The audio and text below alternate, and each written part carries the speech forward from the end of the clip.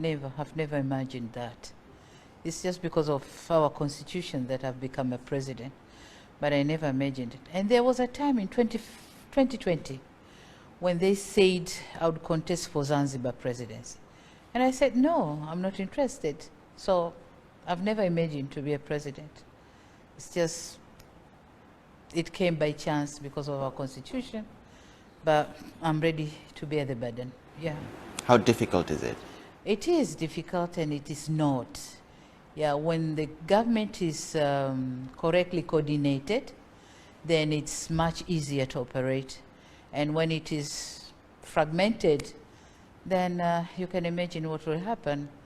Yeah, so I'm trying to build a coordinated government so that it can work for the people and for the development of the country. Yeah. You're the first female president of Tanzania. Do you think some people are not really ready to have a woman as the head of state? Typical of African culture, yeah. Some of them, yes, they don't believe. And it's not even African. You remember what happened in America when Madam Clinton was contesting. He reached a place where we thought she's going to be a president of America, and she couldn't. So it's not only Africa, it's the whole world. I don't think why they don't have faith with women being presidents. But at least Africa, we have shown the way. Liberia, they had a woman president. Central Africa, in some time, they had a woman president. Ethiopia, she's there, and myself. So at least Africa, we have shown the way. But yeah, still, there are people who don't believe that women can be better presidents. And we are here to show them. How do you deal with that when someone looks at you and... Just implement the development plans and see what you are doing for them. They'll come to terms, definitely. Yeah. Let's talk about COVID. How has Tanzania been affected by COVID-19?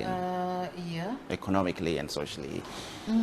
Affected somehow, because our economy went down from 7 to 4.7, but we're expecting to grow by 5.5, 5.6 this year. And sectors like agriculture, tourism have been severely affected, but we are now trying to beat them again. And yeah, we are moving. We have been affected, but we are moving. Yeah. You have introduced vaccinations, and there are people who are a bit skeptical. They're not sure about the vaccine. What do you have to tell them? You yourself had a jab. I myself have done it. Yeah. And I told them, I'm a mother, I'm a grandmother, I'm a wife, I'm a president, and I'm the chief on command of the army in Tanzania.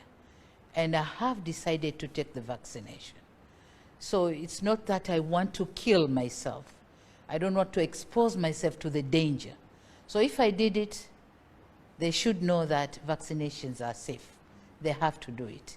And thank God they have listened to that. A lot of Tanzanians are now asking for vaccines, which I would like to submit my request to donors who are donating the vaccines, and to look at Tanzania. Thanks for the American government. They have given us around 1,058,000 vaccines, which we have started with them. And we hope more of them shall come from different donors. At the same time, we are preparing ourselves to buy the vaccines through the African Union, because we have a system in African Union where they buy the vaccines, and we, the countries, are buying from the African Union.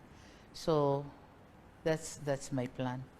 With all the changes that are happening in Tanzania, and we saw last year Tanzania was not sharing data, COVID data, but now huge changes. We are following all WHO requirements and regulations here.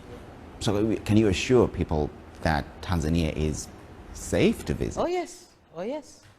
They're welcome. So Tanzania is safe to visit. Tanzania, Tony Blair has been here. A day before yesterday, I had Undersecretary for Political Affairs from America. I had a lot of people are visiting me now. Yeah, they are visiting me because Tanzania is safe. Where do you want to see Tanzania at the international stage? I want to see at international stage. I think Tanzania has been there already at international stage, but I want to see competitive, economic competitive Tanzania, trading and working with other nations. I want to see development of the people in Tanzania. I want to see peace and peaceful and stable Tanzania. Yeah. I want to see Tanzania with a democratic space. Yeah. Talking about democracy, is Tanzania a democracy? Very much democratic. It's a democratic country, very much democratic. They have opposition accusing you of, you know, not being fair in terms of politics. How did you call them? Opposition. So they must oppose whatever. But Tanzania is very much democratic, very much democratic. And what might be democratic to others might not be democratic to some people. So I don't know their definition of democracy, but the way I see it, Tanzania is very much democratic. And when you came into power, you promised to meet the opposition political leaders. I'll meet them for sure. Do you know when you can? I'll meet them for sure. That's my promise. I'll meet them for sure. Yeah. And in terms of social media, people write a lot about you on social media. How do you deal with criticism? I like that. That's an offloading method. Let them offload whatever they think, so that I can work with whatever they are talking about.